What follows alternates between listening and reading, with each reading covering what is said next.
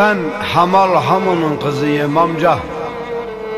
Benden başka 3 kardeşim daha var. Babam Sirkeci'de kamyonlara yük taşır, sabah erkenden akşama kadar. Ben Hamal Hamun'un kızıyım amca. Orta son sınıfa geçtim bu sene. Anam da babam gibi çalışır her gün.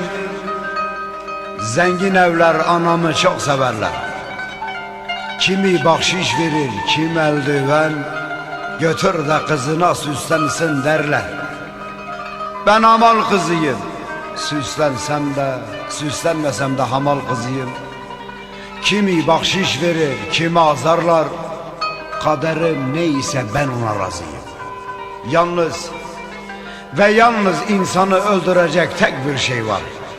Şu şımarık zengin kızları var ya, kimi anamdan laf açar camlar silinmemiş, kimi eteğini görünce tanır, kimi anasına verdiğimi kızı giymiş. Velhasıl fakirlik kötü şey amca, fukaralık bir kurşun gibi oturdu yüreğime. İşte okulu bu yüzden bırakacağım. Ben amal kızıyım, okul neyime? Bilmeliymişim kişinin ne olduğunu.